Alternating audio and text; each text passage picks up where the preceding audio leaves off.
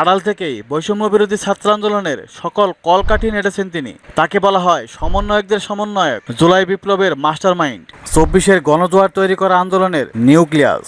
জি, বলছি মাহফুজ আলমের কথা, যিনি অন্তর্বর্তী সরকারের প্রধান উপদেষ্টা ডক্টর মোহাম্মদ ইউনূসের বিশেষ সহকারী হিসেবে নিয়োগ পেয়েছেন। তার এই নিয়োগ প্রাপ্তিতে অনেকেই চমকে গেছেন। বৈষম্য বিরোধী ছাত্র আন্দোলনের সমন্বয়ক হাসনাত আবদুল্লাহ, সার্জিস আলমের মতো জনপ্রিয় পরিচিত মুখ থাকতে একদমই অপরিচিত একজনকে কেন এই পদে নিয়োগ করা হলো? কে এই মাহফুজ আলম? চলুন বৈষম্য বিরোধী ছাত্র আন্দোলনের তাত্ত্বিক মাহফুজ আলম সম্পর্কে বিস্তারিত জেনে নেই। তার আগে ভিডিওটিতে একটি লাইক করে সম্পূর্ণ দেখুন।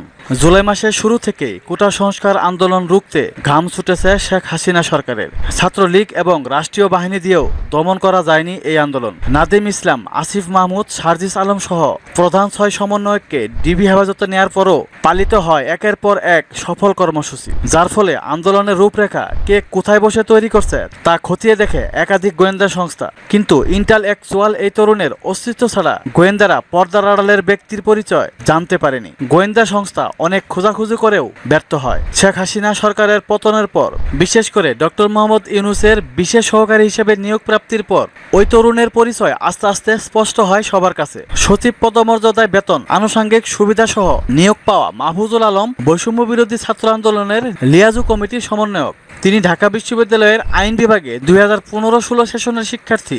লক্ষ্মীপুরের রামগঞ্জ উপজেলায় ইসাপুর গ্রামে তার বাড়ি। ব্যক্তিগতভাবে খুবই চুপচাপ ও শান্ত স্বভাবের মানুষ মাহফুজুল আলম। তিনি থাকতেন ঢাকা বিশ্ববিদ্যালয়ের জহুরুল হক হলে। মাহফুজ আলম গণতান্ত্রিক ছাত্র শক্তির ছায়াতলে নতুন রূপ বৈষম্য বিরোধী ছাত্র আন্দোলনের নামে তৈরি করে ৫৫ জনের কোনো পলিটিক্যাল ব্যাকগ্রাউন্ডবিহীন সমন্বয়কের দল বানিয়ে সফলতার দ্বার প্রান্তে নিয়ে যান। এক কথায় মাহফুজুল হক ছিলেন মাস্টারমাইন্ড। আন্দোলন যেন পলিটিক্যাল দলগুলোর দ্বারা কুলুষিত না হয়, সকল ছাত্রছাত্রীদেরকে এক ছাতার নিচে আনার জন্য সকল কৌশল ঠিক করতেন মাহফুজ আলম। আড়াল থেকেই বৈষম্য বিরোধী ছাত্র আন্দোলনকে বেগবান করে রেখেছেন তিনি। অনেকেই তাকে ২৪-এর এই আন্দোলনের মাস্টারমাইন্ড এবং সমন্বয়কদেরও সমন্বয়ক বলে অভিহিত করেন।